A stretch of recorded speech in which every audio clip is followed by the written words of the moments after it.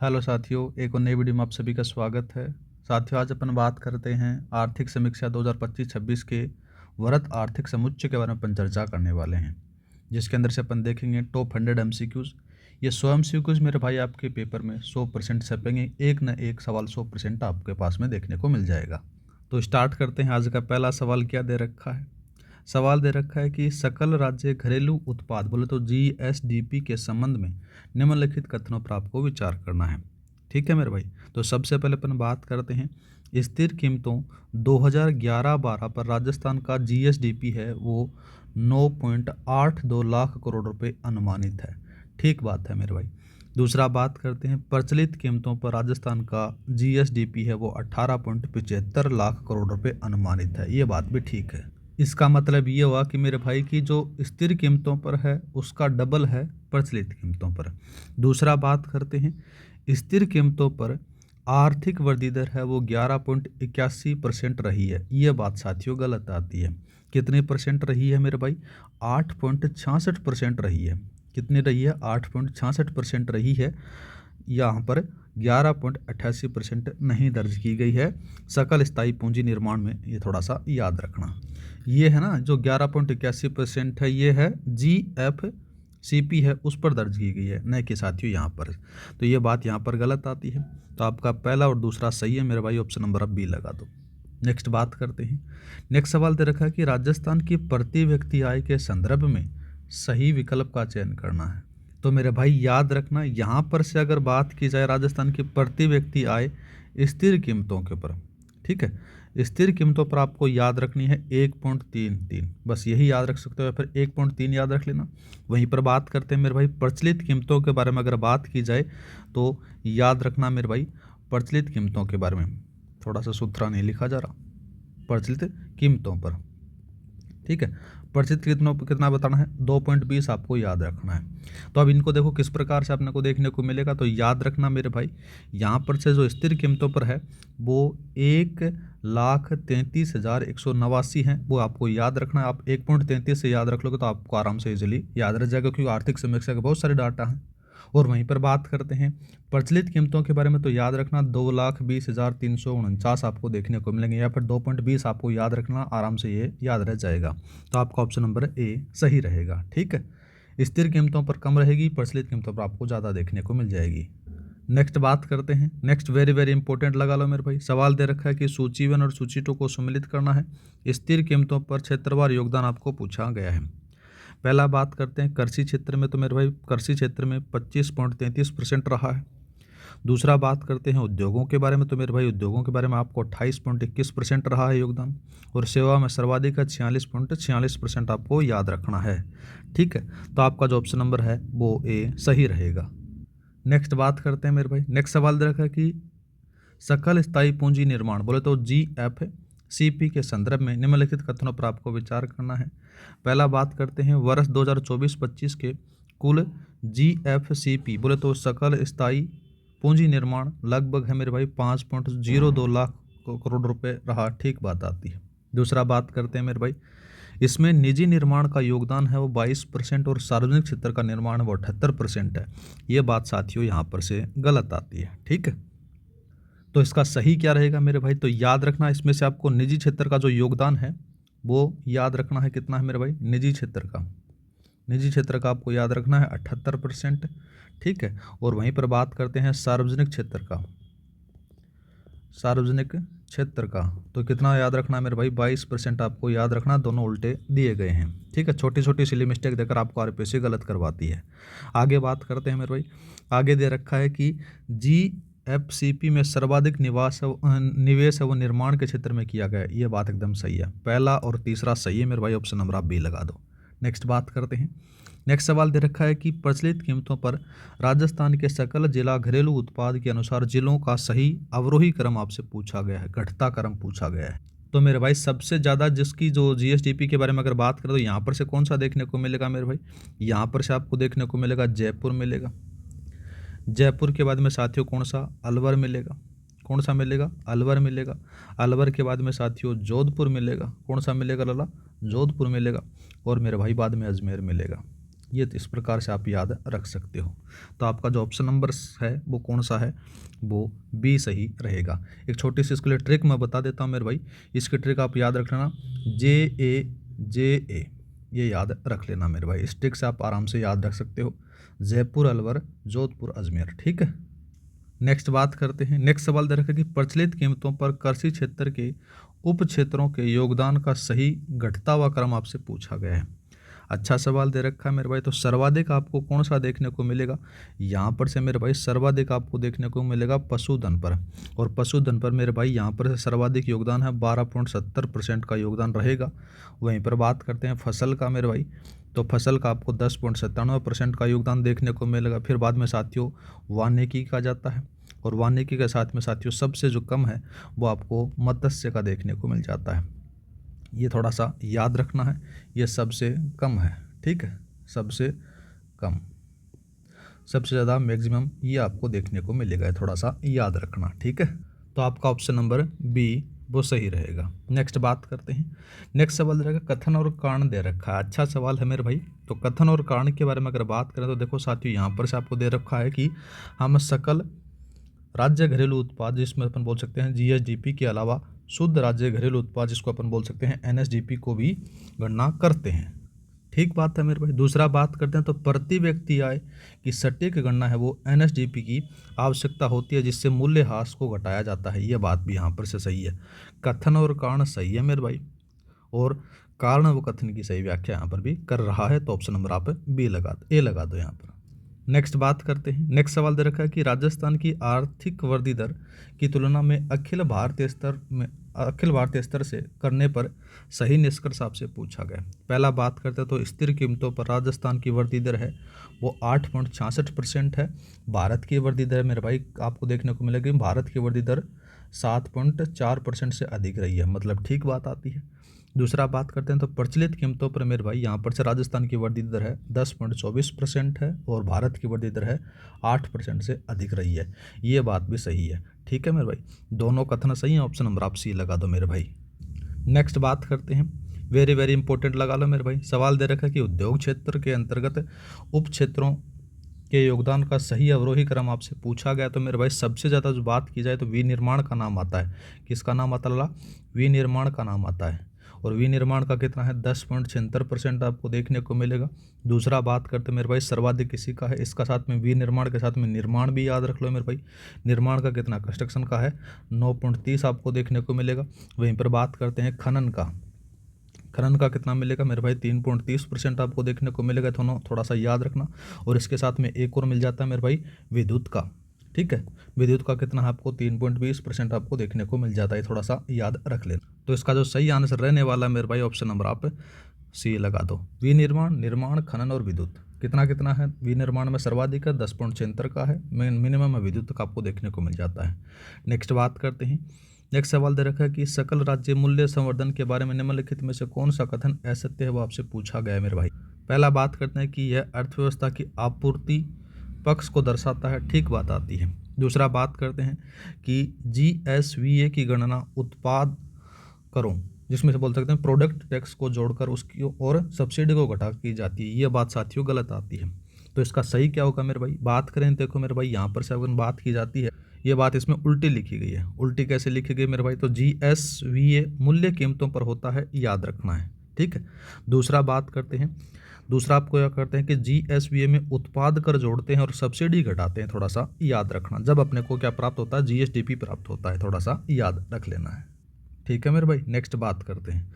Next सवाल दे रखा कि राजस्थान के किस जिले में प्रति व्यक्ति आय सर्वाधिक है। तो मेरे भाई याद रखना, यह आपको अलवर की देखने को मिलेगी। ठीक है, दूसरे स्थान पर अगर बात की जाए तो मेरे भाई याद रखना दूसरे स्थान पर, अब आपको दूसरा स्थान पूछ सकती है तो मेरे भाई जयपुर आपको देखने को मिलेगा।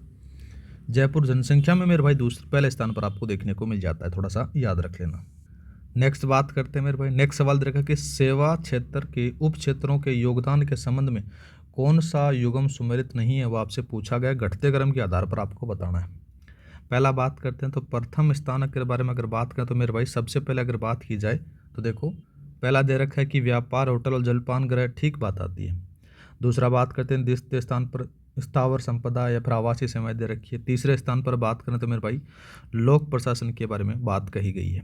तो इसके बारे में मेरे भाई यह बात यहाँ पर से गलत आती है। देखो, सबसे पहले अगर बात करें तो व्यापार, होटल और रेस्टोरेंट क्षेत्र में आपको सर्वाधिक देखने को मिल जाता है। ठीक है। दूसरा बात करते हैं मेरे भाई, यहाँ पर से स्थावर संपदा देखने को मिलती है, अन्य सेवाएं देखने को मिल जाती हैं और परिवहन लोक प्रशासन आपको देखने को मिल जाता है। ठीक है, मतलब कि तीसरे स्थान पर लोक प्रशासन नहीं है, तो ये बात यहाँ पर से गलत आती है। नेक्स्ट बात करते हैं। नेक्स्ट सवाल दे रखा कि 2024-25 के लिए राजस्थान की प्रचलित कीमतों पर सकल स्थायी पूंजी निर्माण GFCP या GFCP GDP का कितना प्रतिशत रहा, वो आपसे पूछा गया है मेरे भाई। अच्छा सवाल है, तो याद रखना है। तो कितना है मेरे भाई, 29.53% आपको यहाँ पर से देखने को मिल जाता है। ये पिछले साल से साथियों 11.81% वृद्धि दर्शाता है, थोड़ा सा याद रखना है। ठीक है, वृद्धि को दर्शाता है। नेक्स्ट बात करते हैं मेरे भाई। नेक्स्ट सवाल दे रखा है कि न्यूनतम GSDP वाला कौन सा जिला है। तो मेरे भाई याद रखना, इसमें से कौन सा जिला आपको देखने को मिलेगा, यह आपको प्रतापगढ़ देखने को मिल जाता है। ठीक है, प्रतापगढ़ का आपको देखो क्रम किस प्रकार से पूछ सकता है, तो थोड़ा सा ये भी याद रखना। प्रतापगढ़, ठीक है लाला। प्रतापगढ़ के बाद में दूसरा कौन सा आएगा, धौलपुर आएगा। धौलपुर के बाद में साथियों तीसरा आपको आएगा डूंगरपुर पूछ सकता है, और आपको ज़्यादा से ज़्यादा पूछेगा तो जैसलमेर भी याद रख लेना है मेरे भाई। इस प्रकार से आपको क्रम भी पूछ सकता है, और आपको पूछ रहा दूसरे नंबर पर कौन सा है, तीसरे पर कौन सा, तो ये भी याद रखना है। नेक्स्ट बात करते हैं मेरे भाई। नेक्स्ट सवाल दे रखे कि स्थिर कीमतों पर राजस्थान के GSVA बोले तो 8.79 लाख करोड़ रुपए, और प्रचलित कीमतों पर GSVA है वो 17.12 लाख करोड़ रुपए में मुख्य अंतर का मुख्य कारण आपसे पूछा गया है मेरे भाई। अच्छा सवाल दिया गया है। तो इसका मुख्य अंतर है मुद्रास्फीति का प्रभाव देखने को मिलेगा। ऑप्शन नंबर आपका C है वो सही रहेगा। नेक्स्ट बात करते हैं। अच्छा सवाल दिया गया है। सवाल में कहा गया है कि राजस्थान और भारत की आर्थिक वृद्धि दर 2024-25 की तुलना में के संबंध में निम्नलिखित कथनों पर आपको विचार करना है। पहला बात करते हैं तो स्थिर कीमतों पर राजस्थान की वृद्धि दर है वो 8.66% है, भारत की वृद्धि दर है 7.4% से अधिक है। ठीक बात आती है मेरे भाई। दूसरा बात करते हैं। दूसरा दे रखा है कि प्रचलित कीमतों पर राजस्थान की वृद्धि दर है वो 10.42% है, और जबकि भारत की वृद्धि दर 8% से कम है। कम नहीं है मेरे भाई, यहाँ पर से आपको अधिक देखने को मिलेगी, ये थोड़ा सा याद रखना। दूसरा बात करते हैं। राजस्थान की अर्थव्यवस्था भारत की कुल अर्थव्यवस्था में 4.86% का योगदान करती है। यह बात यहाँ पर से सही है, तो पहला सही है लाला और तीसरा सही है। पहला तीसरा ऑप्शन नंबर आप बी लगा दो। नेक्स्ट बात करते हैं। प्रचलित कीमतों पर भारत की GDP में राजस्थान की GSDP का योगदान लगभग कितना प्रतिशत है, वो आपसे पूछा गया है मेरे भाई। अच्छा सवाल है, तो याद रखना। प्रचलित कीमतों पर भारत की GDP लगभग साथियों कितने आपको देखने को मिलेगी, 357 लाख करोड़ रुपए। कितने मिलेगी मेरे भाई, 357 लाख करोड़ रुपए आपको देखने को मिलेगी, थोड़ा सा याद रखना है। दूसरा बात करते हैं। राजस्थान की कितनी है मेरे भाई, राजस्थान की अगर बात करें तो मेरे भाई 18.75 लाख करोड़ रुपए आपको देखने को मिलेगी, थोड़ा सा याद रख लेना है। ठीक है, तो इसका जब आप योगदान निकालोगे तो मेरे भाई 5.25% आपको देखने को मिल जाता है। नेक्स्ट बात करते हैं। अभी कथन दे रखा है, शुद्ध राज्य घरेलू उत्पाद का मान हमेशा सकल राज्य घरेलू उत्पाद से कम होता है। बात एकदम सही है। दूसरा बात करते हैं। NSDP की गणना करते समय GSDP में से स्थायी पूंजीगत उपभोग या फिर मूल्यह्रास को घटाया जाता है। ये बात भी यहाँ पर से सही है। दोनों कथन सही है, व्याख्या भी सही हो रही है, तो आपको ऑप्शन नंबर ए लगा दो। दूसरा बात करते हैं। दूसरा सवाल दे रखा कि वर्ष 2024-25 के लिए राजस्थान की प्रति व्यक्ति आय के संबंध में बेमेल छांटिए। पहला बात करते हैं। राजस्थान की स्थिर कीमतों पर 1.33 बताई थी मैंने, ठीक याद है। दूसरा बात करते हैं। राजस्थान प्रचलित कीमतों पर बात करें तो मेरे भाई 2.32 यहाँ पर से दे रखा है, 2.20 लाख, ये बात भी 32 भी ठीक है। दूसरा बात करते हैं। भारत की स्थिर कीमतों पर 1.22, ये भी ठीक है। भारत की प्रचलित कीमतों पर बात करें तो मेरे भाई 1.50 दे रखा है। ये बात साथियों यहाँ पर से थोड़ा सा गलत आती है। कितना आएगा तो मेरे भाई यहाँ पर से आएगा 2.20। ठीक है, तो यहाँ पर से अगर एक्चुअल डाटा बात करें तो मेरे भाई 2,19,575 आएगा। थोड़ा सा याद रखना है, 1.50 नहीं है। ठीक है, ये बात यहाँ पर गलत है, तो ऑप्शन नंबर आप डी लगा दो। नेक्स्ट बात करते हैं। नेक्स्ट सवाल दे रखा है कि राजस्थान की प्रति व्यक्ति आय में वृद्धि दर के संबंध में सही कथन चुनना है। पहला बात करते हैं मेरे भाई की स्थिर कीमतों पर वृद्धि दर है वो 7.76% रही है, ठीक बात आती है। दूसरा बात करते हैं तो प्रचलित कीमतों पर वृद्धि दर है वो 9.32% रही है, ये बात भी ठीक है। दोनों कथन सही है मेरे भाई, ऑप्शन नंबर आप सी लगा दो। नेक्स्ट बात करते हैं राज्य स्थिर कीमतों 2011-12 पर राजस्थान के GSVA में क्षेत्रों का योगदान का सही युग्म कौन सा है वो आपसे पूछा गया है। तो सर्वाधिक अगर बात करें तो मेरे भाई आपको कृषि याद रखना है। कृषि में कितना है 25.33%, ये थोड़ा सा याद रखना है। सॉरी, कृषि के अंदर से सर्वाधिक नहीं है, ये तो कृषि का डाटा है। उद्योगों के अंदर से आपको देखने को मिलेगा, सेवाओं में सर्वाधिक आपको देखने को मिलेगा, डाटा पूछा गया है। तो मेरे भाई उद्योगों के बारे में अगर बात करें तो आपको देखने को मिलेगा 28.21%। और वहीं पर बात करते हैं सेवाओं के बारे में तो यहाँ पर तो आपको सर्वाधिक देखने को ही मिलेगा मेरे भाई, तो 46.46% आपको देखने को मिल जाता है। तो आपका ऑप्शन नंबर बी लगा दो। याद करोगे कैसे 25, 28 और 46, कमेंट करो मेरे भाई 25, 28, 46, 25, 28, 46, 25, 28, 46 याद करोगे तो आराम से हो जाएगा, ठीक है। नेक्स्ट बात करते हैं। नेक्स्ट सवाल दे रखा कि प्रचलित कीमतों पर राजस्थान के GSVA में क्षेत्रवार योगदान के घटते क्रम में व्यवस्थित करना है। तो मेरे भाई सबसे पहले अगर बात करें तो सेवाएं आपको देखने को मिलेंगी, सर्वाधिक हैं 47.41%, ठीक है, मैक्सिमम इन्हीं का देखने को मिलेगा लाला। दूसरा बात करते हैं मेरे भाई यहाँ पर से दूसरा आपको कौन सा है, उद्योग आपको देखने को मिलेंगे। उद्योगों में कितना बताना है 26.55% बताना है। और फिर बात करते हैं कृषि, तो कृषि कितना है मेरे भाई 25.74% आपको बताना है। ये प्रचलित कीमतों के बारे में बात हो रही है, ठीक है। इसको याद रखोगे 25, 26, 47। और जो ऊपर मैंने पूछा था मेरे भाई स्थिर कीमतों के बारे में पूछा था 25, 28, 46 आपको वैसे याद रख लेना है, ठीक है। तो इसका जो सही आंसर रहेगा मेरे भाई ऑप्शन नंबर आप ए लगा दो, ठीक है। नेक्स्ट बात करते हैं निम्न कथनों पर आपको विचार करना है। पहला बात करते हैं मेरे भाई, पहला दे रखा कि सेवा क्षेत्र का योगदान और वृद्धि दर दोनों ही सर्वाधिक है, ये बात यहाँ पर से सही है मेरे भाई। योगदान के अंदर से बात करें तो देखो साथियों सेवा क्षेत्र के बारे में बात हो रही है तो 47% आपको देखने को मिलेगी। और इसकी ग्रोथ रेट है मेरे भाई वो आपको कितनी देखने को मिलेगी, अपन बोल सकते हैं GR, इसका कितना आएगा मेरे भाई 11% जो है सबसे ज़्यादा आपको देखने को मिलेगी। दूसरा बात करते हैं तो कृषि क्षेत्र का योगदान है वो आपको यहाँ पर से 25% देखने को मिलेगा। और इसकी जो GR है ग्रोथ रेट है मेरे भाई यहाँ पर से 0.22% आपको देखने को मिलेगी, जो स्थिर पर आपको देखने को मिलता है सबसे कम, ठीक है। तो आपका ये भी सही है और ये भी सही है, तो आप ऑप्शन नंबर सी लगा दो मेरे भाई। नेक्स्ट बात करते हैं प्रचलित कीमतों पर कृषि एवं समृद्ध क्षेत्र के उप क्षेत्रों का GSVA में योगदान के आधार पर सही अवरोही क्रम आपसे पूछा गया है। तो मेरे भाई सबसे ज़्यादा है वो पशुधन का लगाना है। पशुधन के बाद में साथियों फसल आती है, फसल के बाद में वानिकी आती है और सबसे कम आपका मत्स्य देखने को मिल जाता है, जो मैंने पहले बता चुका हूँ मेरे भाई। तो आपका ऑप्शन नंबर बी है वो सही रहेगा। पशुधन का कितना है मेरे भाई, तो याद रखना है 12.70% है, ये पशुधन का आपको याद रखना है, ठीक है। और वहीं पर बात करते हैं फसल का, तो ये थोड़ा सा कन्फ्यूजन मत होना मेरे भाई। फसल का आपको कितना देखने को मिलेगा, वो आपको फसल का देखने को मिलेगा 10.97% है। और सबसे जो कम है वो मत्स्य का देखने को मिलेगा। किसका मिलेगा, मत्स्य का, वो सबसे कम आपको देखने को मिलेगा, थोड़ा सा याद रखना है।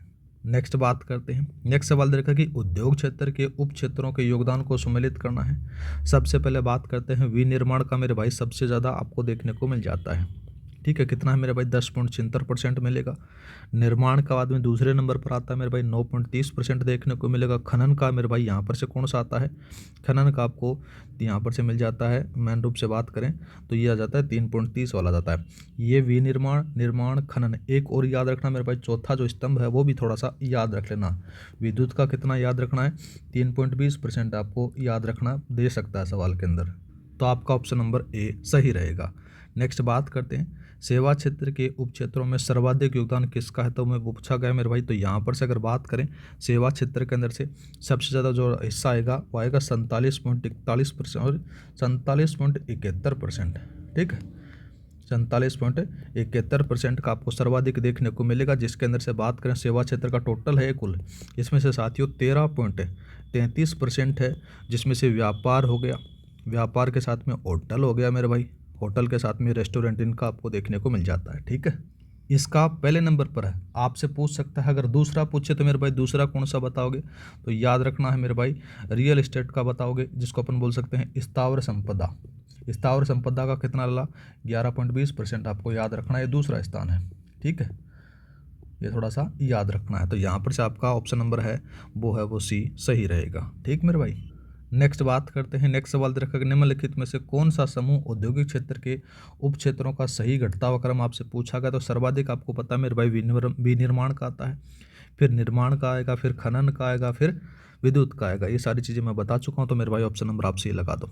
नेक्स्ट बात करते हैं। नेक्स्ट सवाल दे रखा है कि प्रचलित कीमतों पर सकल जिला घरेलू उत्पाद के शीर्ष 4 जिले आपसे पूछा गया है मेरे भाई। अच्छा सवाल दे रखा है मेरे भाई। तो सबसे पहले मैंने बताया था JAJ बताना है, JAJ है तो मेरे भाई सदी से बात आ जाती है जयपुर। जयपुर के बाद में साथियों कौन सा आता है, यहाँ पर से आपको देखने को मिलेगा अलवर। अलवर के बाद में जोधपुर। जोधपुर के बाद में अजमेर देखने को मिल जाता है।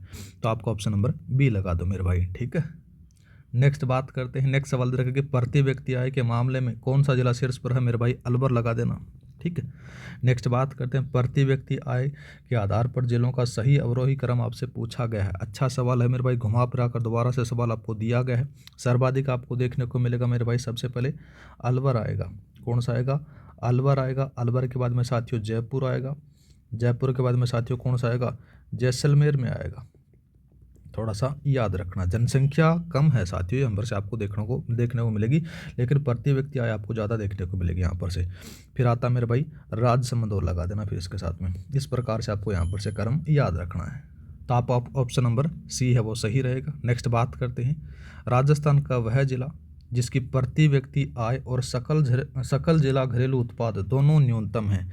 तो मेरे भाई यहाँ पर से अगर बात करें तो जो GSDP है वो साथियों किसकी है, प्रतापगढ़ की आपको देखने को मिलेगी न्यूनतम। ये थोड़ा सा याद रखना है। ठीक है, और दूसरा बात करते हैं मेरे भाई यहाँ पर से प्रति व्यक्ति आय मेरे भाई यहाँ पर से आपको डूंगरपुर की देखने को मिल जाएगी। कौन सी मिलेगी मेरे भाई, डूंगरपुर की आपको देखने को मिलेगी, ये याद रखना है। तो आपका ऑप्शन नंबर बी है वो सही रहेगा। नेक्स्ट बात करते हैं। नेक्स्ट सवाल रखें कि प्रचलित कीमतों पर न्यूनतम GDP वाला जिला प्रतापगढ़ है। ठीक है, प्रचलित कीमतों पर न्यूनतम प्रति व्यक्ति आय वाला जिला भी डूंगरपुर है। यहाँ पर से डूंगरपुर दे रखा और ऊपर वाला प्रतापगढ़ है। ठीक बात है मेरे भाई, दोनों कथन सही है। यहाँ पर से ऑप्शन नंबर आप सी लगा दो, कोई दिक्कत नहीं है।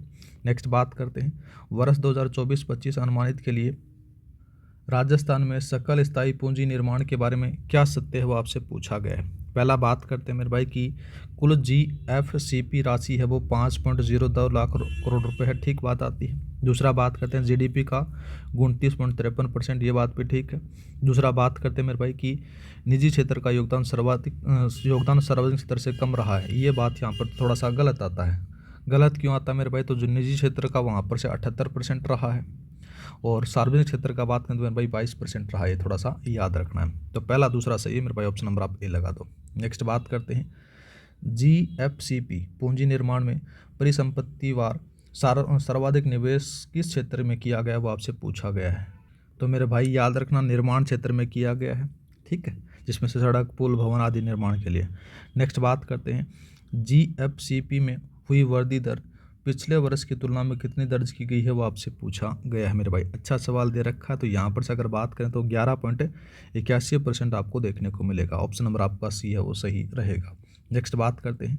निम्नलिखित को सम्मिलित करना है। देखो मेरे भाई, पहला आता है GSDP प्रचलित कीमतों के बारे में। तो 18.75 आपको याद रखना है। वहीं पर बात करते हैं GSDP का स्थिर कीमतों पर 9.92 है। NSDP का प्रचलित में है मेरे भाई 16.85 और NSDP का स्थिर में बात करें तो 8.59% 59 आपको देखने को मिल जाता है। तो आपका ऑप्शन नंबर ए सही रहेगा। नेक्स्ट बात करते हैं। नेक्स्ट सवाल दे रखा कि GSVA की गणना का सही सूत्र क्या है। यदि हमें GDP ज्ञात करना हो तो वो आपसे पूछा गया है। GDP ज्ञात हो तो वो आपसे पूछा गया है मेरे भाई। तो देखो इसके अंदर से सही सूत्र के बारे में बात करें तो मेरे भाई इसका सूत्र होता है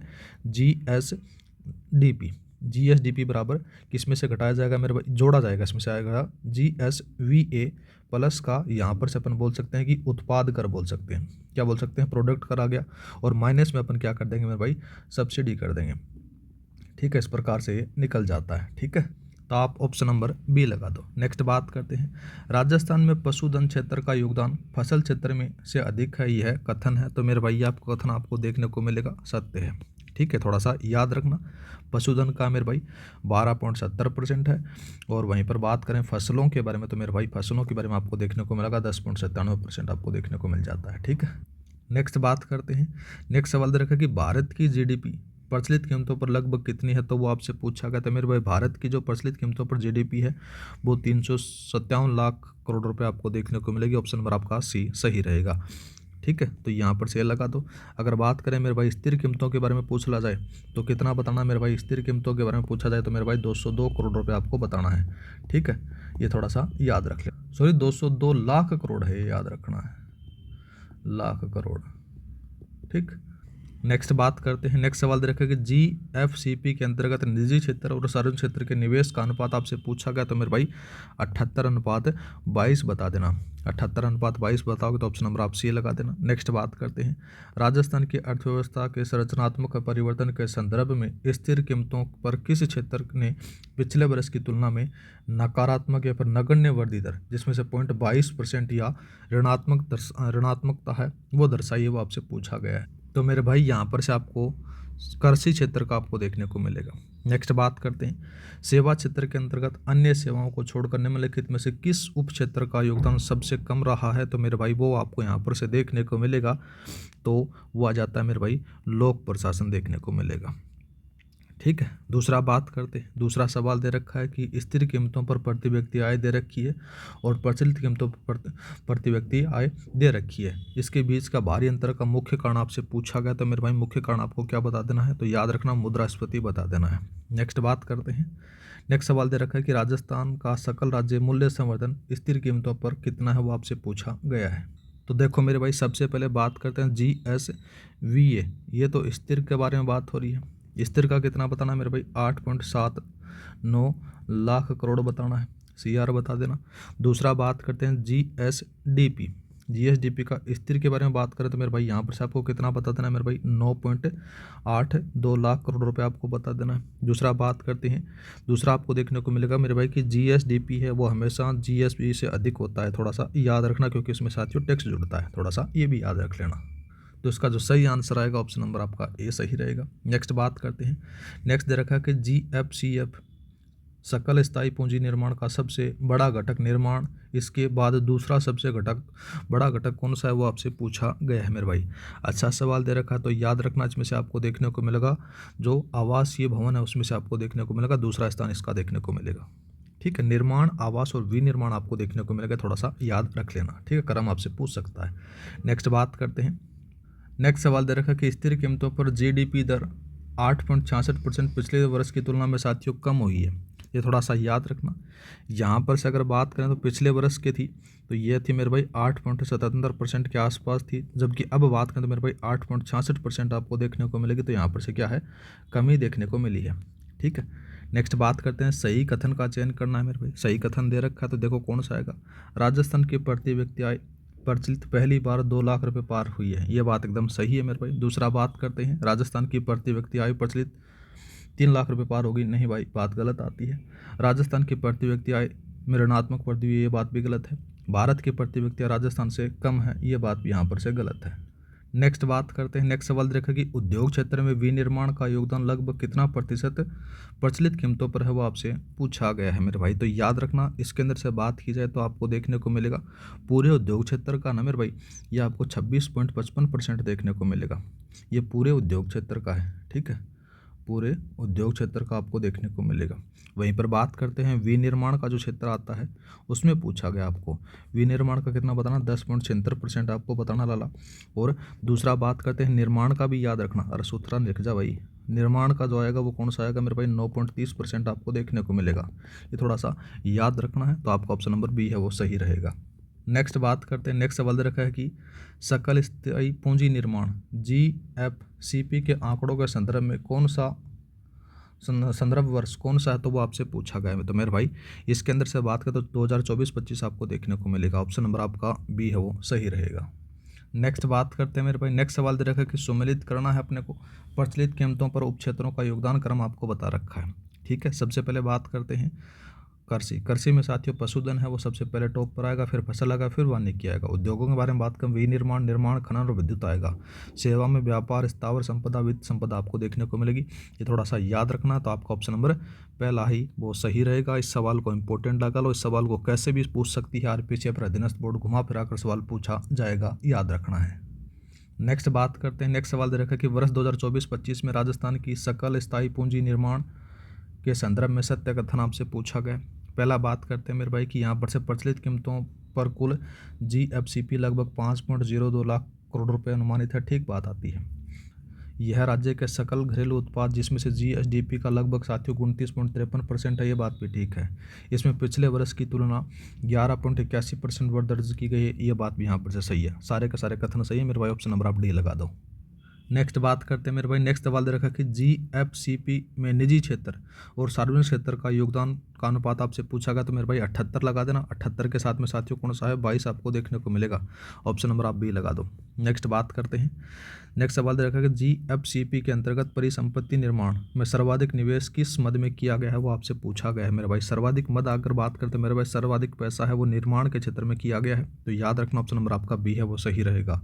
नेक्स्ट बात करते हैं, सकल स्थायी पूंजी निर्माण के घटकों का सही अवरोही क्रम पूछा गया, घटता हुआ क्रम आपसे पूछा गया है। ठीक, तो क्वेश्चन मैंने बता दिया मेरे भाई। सबसे ज़्यादा जो विनिर्माण में आएगा, फिर निर्माण में आएगा।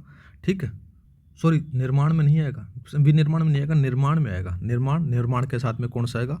आवासीय भवन आएगा। आवासीय भवन के साथ में साथियों विनिर्माण आएगा। ये थोड़ा सा याद रखना है। और बाद में साथियों यहाँ पर से विद्युत आ जाता है। ये थोड़ा सा याद रखना है। ऑप्शन नंबर आपका ए है, वो सही रहेगा। नेक्स्ट बात करते हैं, नेक्स्ट सवाल दे रखा है कि प्रचलित कीमतों पर सकल जिला घरेलू उत्पाद में शीर्ष स्थान पर कौन सा जिला रहा है, वो आपसे पूछा गया है। तो मेरे भाई जयपुर लगा देना। अगर आपसे क्रम पूछ लिया जाए तो वो भी याद रखना। जयपुर, जयपुर के बाद में अलवर, अलवर के बाद में कौन सा? जोधपुर। ठीक है, जोधपुर, जोधपुर के बाद में साथियों अजमेर। ये थोड़ा सा याद रख लेना। नेक्स्ट बात करते हैं, प्रति व्यक्ति आय की दृष्टि से राजस्थान का शीर्ष जिला कौन सा? तो मेरे भाई अलवर बताया था मैंने, याद रखना है। नेक्स्ट बात करते हैं, सूची 1 और सूची 2 को आपको सम्मिलित करना। अच्छा सवाल दिया गया। पहला बात करते हैं मेरे भाई यहाँ पर से GDP बात करिए। GDP कुल उत्पादन में साथियों जयपुर है वो शीर्ष पर रहेगा। प्रति व्यक्ति आय अलवर आपको देखने को मिल जाता है। थोड़ा सा याद रखना है। तो आपका ऑप्शन नंबर ए सही रहेगा। नेक्स्ट बात करते हैं, जिलेवार प्रति व्यक्ति आय के मामले में सही अवरोही क्रम आपसे पूछा गया। टॉप 4 जिलों के बारे में पूछा गया है। तो मेरे भाई सबसे पहले अगर बात करें तो सबसे ज़्यादा किसका है? अलवर। अलवर के बाद में जयपुर, जयपुर के बाद में जैसलमेर, राजसमंद देखने को मिल जाता है। ऑप्शन नंबर आपका सी है, वो सही रहेगा। नेक्स्ट बात करते हैं, न्यूनतम सकल जिला घरेलू उत्पाद वाला जिला कौन सा है, वो आपसे पूछा गया। न्यूनतम वाला पूछा गया लाला अब की बार। ठीक है, तो न्यूनतम वाला कौन सा बताना आपको? प्रतापगढ़ बता देना है। ऑप्शन नंबर आपका बी है, वो सही रहेगा। नेक्स्ट बात करते हैं, नेक्स्ट सवाल देखें, निम्नलिखित कथनों पर आपको विचार करना है। प्रचलित कीमतों पर न्यूनतम प्रति व्यक्ति आय वाला जिला डूंगरपुर है। प्रचलित कीमतों पर न्यूनतम GDP वाला जिला प्रतापगढ़ है। दोनों सही है मेरे भाई। नेक्स्ट बात करते हैं, जयपुर, अलवर, जोधपुर, अजमेर जे क्रम निम्नलिखित में से किस सूचक के लिए सही है, ये आपसे पूछा गया। ऐसा सवाल भी बना सकता है मेरे भाई। क्वेश्चन के अंदर से क्वेश्चन का आंसर बनाकर पूछ सकता है, आंसर का क्वेश्चन बनाकर पूछ सकता है, कैसा भी बना सकता है। तो याद रखना मेरे भाई, ये आपको क्या बता रहा है? ये बता रहा है मेन रूप से बात की जाए तो यहाँ पर से सकल जिला घरेलू उत्पाद का घटता क्रम आपको पूछा, यहाँ पर से बता रहा है। ठीक है, नेक्स्ट बात करते हैं मेरे भाई, नेक्स्ट सवाल कौन सा है? प्रचलित कीमतों पर कृषि क्षेत्र के उपक्षेत्रों का योगदान का सही क्रम आपसे पूछा गया। तो मेरे भाई सबसे ज़्यादा जो है वो किसका आएगा? आपको पशुधन का देखने को मिलेगा। पशुधन, ठीक है, पशुधन का कितना है मेरे भाई? यहाँ पर से 12.70% आपको देखने को मिलेगा। फसलों का मेरे भाई 10.97% आपको देखने को मिलेगा। थोड़ा सा याद रखना है। पशुधन और फसल है वो वहाँ पर से देख लो मेरे भाई, दो ही आपको एक ही मिलेगा। ये रहा, ऑप्शन नंबर बी लगा तो ऑप्शन नंबर बी सही रहेगा। फिर वानिकी फिर मत्स्य सबसे कम आपको देखने को मिलेगा। नेक्स्ट बात करते हैं मेरे भाई, नेक्स्ट सवाल रखा कि औद्योगिक क्षेत्र के संदर्भ में उप क्षेत्रों के योगदान का सही सम्मिलित बताना है। तो मेरे भाई सबसे अगर बात करें तो सबसे ज़्यादा विनिर्माण का देखने को मिलेगा। 10.76% है वो पहले पर आ जाता है, पहला स्थान। ठीक है, तो यहाँ पर से ये आ गया। दूसरा बात करते हैं मेरे भाई, दूसरा आता है निर्माण। निर्माण का आता है मेरे भाई, निर्माण का कितना बता देना मेरे भाई? 9.30% बता देना है। तो दूसरा स्थान पर निर्माण का आ गया। तीसरा बात करते हैं मेरे भाई खनन का। खनन का 3.30% आपको देखने को मिलेगा। तो ये भी याद रखना खनन का। और चौथा पूछ ले, चौथा भी थोड़ा सा याद रखना मेरे भाई, यहाँ पर से विद्युत का आपको देखने को मिल जाता है। थोड़ा सा ये भी याद रख लेना। तो आप ऑप्शन नंबर ए लगा दो। नेक्स्ट बात करते हैं, सेवा क्षेत्र में सर्वाधिक योगदान देने वाला उपक्षेत्र कौन सा है, वो आपसे पूछा गया मेरे भाई। तो सर्वाधिक कौन सा जाता है? यहाँ पर से व्यापार, होटल और रेस्टोरेंट वाला आपको देखने को मिलता है। उसके बाद में स्थावर संपत्ति जिसको अपन बोल सकते हैं रियल एस्टेट है, वो आपको देखने को मिलेगा। तो ऑप्शन नंबर आप सी लगा दो। नेक्स्ट बात करते हैं, नेक्स्ट सवाल रहेगा कि सेवा क्षेत्र के उपक्षेत्रों का सही अवरोही क्रम आपसे पहचाना है। ठीक है मेरे भाई, तो सबसे पहले अपन बात करते हैं यहाँ पर से, अच्छा सवाल दे रखा है, व्यापार और होटल आपको देखने को मिलेगा। ठीक है। दूसरा बाद में स्थावर संपदा, फिर अन्य सेवाएं, फिर परिवहन, फिर लोक प्रशासन आपको देखने को मिल जाता है। तो आपका ऑप्शन नंबर ए है वो सही रहेगा। नेक्स्ट बात करते हैं, नेक्स्ट सवाल रखा कि विगत वर्ष की तुलना में कृषि क्षेत्र में वृद्धि दर स्थिर कीमतों पर साथियों 0.22% रही है, यह कथन दर्शाता है। तो यह कथन क्या दर्शाता है मेरे भाई, तो याद रखना ये कथन आपको देखने को मिलेगा कि कृषि क्षेत्र में दर है वो नगण्य फिर स्थिर रही है। ऑप्शन नंबर आपका बी है वो सही रहेगा। नेक्स्ट बात करते हैं, किसी क्षेत्र का जीएसवीए योगदान और वृद्धि दर दोनों सर्वाधिक है, वो आपसे पूछा गया है मेरे भाई। तो याद रखना यहाँ पर से सर्वाधिक क्षेत्र आपको देखने को मिलेगा सेवाओं का, ठीक है, 46 या 47%, 46 या 47% आपको योगदान इसमें से देखने को मिलेगा। और वृद्धि दर है मेरे भाई 10 से 11% यहाँ पर से ये वृद्धि दर आपको देखने को मिल जाती है। नेक्स्ट बात करते हैं, नेक्स्ट सवाल रखें कि राजस्थान की प्रचलित कीमतों पर प्रति व्यक्ति आय है वो 2,32,349 दे रखी है। भारत की प्रति व्यक्ति आय दे रखी है 2.20 लाख दे रखी है। तो यहाँ की तुलना में क्या निष्कर्ष निकलता है, तो मेरे भाई इसके बारे में अगर बात की जाए, निष्कर्ष ये निकलेगा कि राजस्थान की प्रति व्यक्ति आय भारत से अधिक है। ऑप्शन नंबर आप भी लगा दो, ज़्यादा कोई दिमाग लगाना ही नहीं है मेरे भाई, ठीक है। नेक्स्ट बात करते हैं, स्थिर कीमतों पर आर्थिक वृद्धि दर आपके मामले में पूछा गया, राजस्थान की है वो 8.66% है, भारत की 7.4% से आगे है, ठीक बात आती है, ठीक है मेरे भाई। दूसरा बात करते हैं, दूसरा दे रखा है कि राजस्थान है वो 8.66%, भारत 7.4 से पीछे है, ये बात गलत आती है मेरे भाई। ऑप्शन नंबर आप पे लगा दो। नेक्स्ट बात करते हैं, भारत की कुल जीडीपी प्रचलित कीमतों पर में राजस्थान की जीएसडीपी का योगदान लगभग कितना प्रतिशत है, वो आपसे पूछा गया। तो मेरे भाई याद रखना यहाँ पर से आपको देखने को मिलेगा, वो आपको देखने को मिलेगा 5.25% मिलेगा। ये तो स्थिर प्रचलित कीमतों पर है मेरे भाई। अगर बात करें आपसे स्थिर कीमतों के बारे में और पूछ लिया जाए तो मेरे भाई याद रखना है 4.86% आपको याद रख लेना मेरे भाई, ठीक है। नेक्स्ट बात करते हैं, नेक्स्ट सवाल दे रखा है कि कथन और कारण दे रखा है। पहला बात करते हैं कथन के बारे में, तो कथन दे रखा है कि जीएसवीए की गणना मूल कीमतों पर की जाती है, ठीक बात आती है। दूसरा बात करते हैं, यह अर्थव्यवस्था की आपूर्ति पक्ष बोले तो सप्लाई साइड को दर्शाता है, जिसमें उत्पाद कर शामिल नहीं होते, ये बात भी ठीक है, दोनों सही है और व्याख्या भी इसकी सही हो रही है। तो ऑप्शन नंबर आप ए लगा दो। नेक्स्ट बात करते हैं, आर्थिक समीक्षा 2024-25 के अनुसार राजस्थान की स्थिर कीमतों पर जीडीपी है वो 9.92 लाख करोड़ रुपए और प्रचलित कीमतों पर जीएसडीपी है वो 18.75 लाख करोड़ रुपए के मध्य भारी अंतर का कारण आपसे पूछा गया है।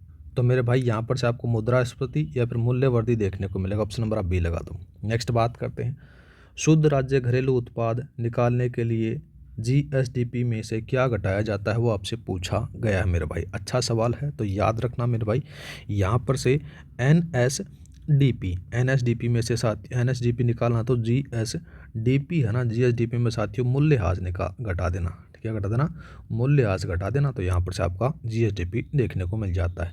तो आपका ऑप्शन नंबर सी है वो सही रहेगा। नेक्स्ट बात करते हैं, नेक्स्ट सवाल दे रखा है कि निम्नलिखित में से कौन सा युग्म बेमेल है, स्थिर कीमतों पर योगदान के बारे में बात हो रही है।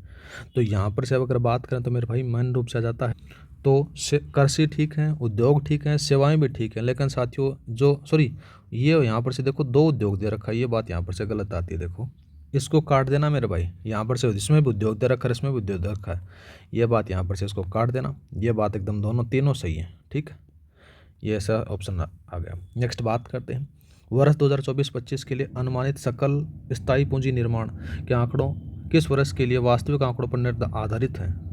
इस क्वेश्चन में थोड़ा सा चेंज किया, 25-26 का पूछा गया, तो मेरे भाई 25-26 वाला 24-25 पर रहेगा, ऑप्शन नंबर आप बी लगा देना। नेक्स्ट बात करते हैं, निम्नलिखित कथनों पर आपको विचार करना है। अच्छा सवाल दिया गया। पहला बात करते हैं मेरे भाई यहाँ पर से कि राजस्थान में पशुधन क्षेत्र का योगदान फसल क्षेत्र से कम रहा है, ये बात साथियों यहाँ पर से क्या है, गलत आती है। गलत क्यों आती है, क्योंकि कम नहीं रहा मेरे भाई, अधिक रहा है, याद रखना है, ठीक है।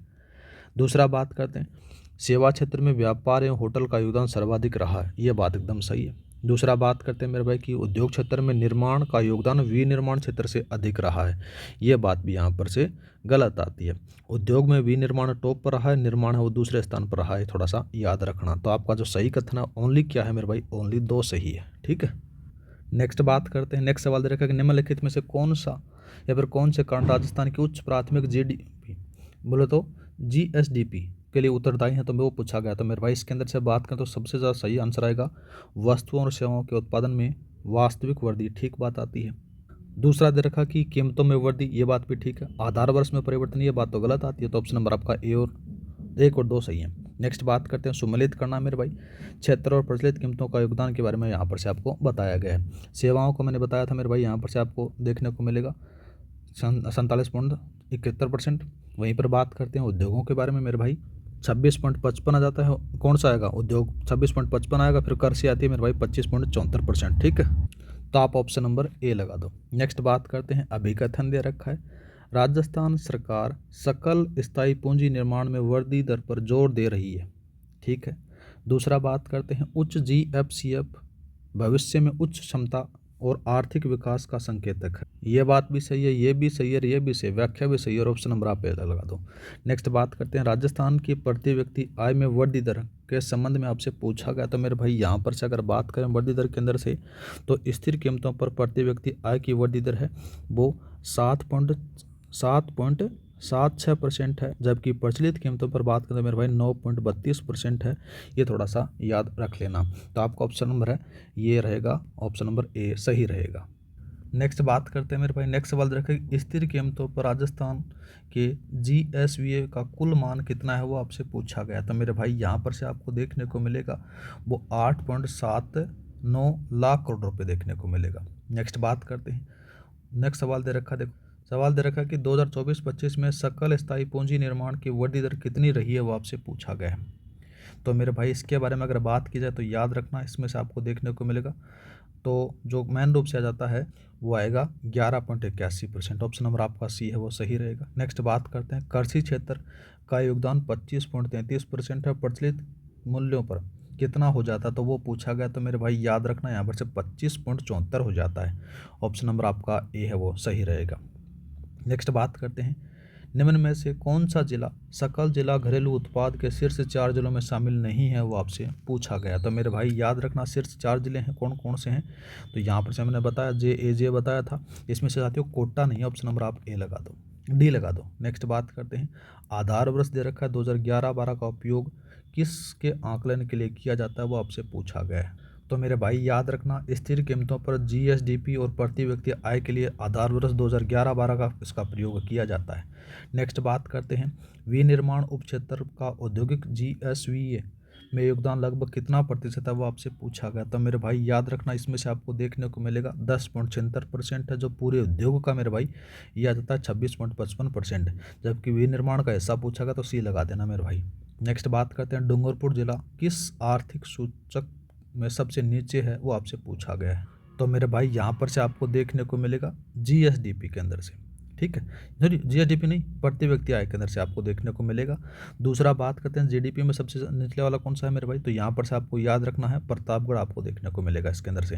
नेक्स्ट बात करते हैं राजस्थान की अर्थव्यवस्था का आकार प्रचलित कीमतों पर 18.75 लाख करोड़ रुपए है। यह 1 लाख करोड़ रुपए के किस गुण के सबसे निकट है, वो आपसे पूछा गया है। तो सीधी सी बात हो रही मेरे भाई 18 के बाद 19 आते हैं तो 19 लाख करोड़ रुपए बता दो। नेक्स्ट बात करते हैं सत्य कथन को छांटना है, वो पूछा गया है। पहला देखते हैं कि राजस्थान की प्रति व्यक्ति आय में प्रचलित कीमतों पर 2 लाख रुपए का आंकड़ा पहली बार पार हुआ है, ठीक बात आती है, बस यही लगा दो। नेक्स्ट बात करते हैं सेवा क्षेत्र के अंतर्गत लोक प्रशासन का स्थान योगदान के मामले में कहाँ आता है, तो मेरे भाई कहाँ पर आता है, तो इसमें पूछा गया है।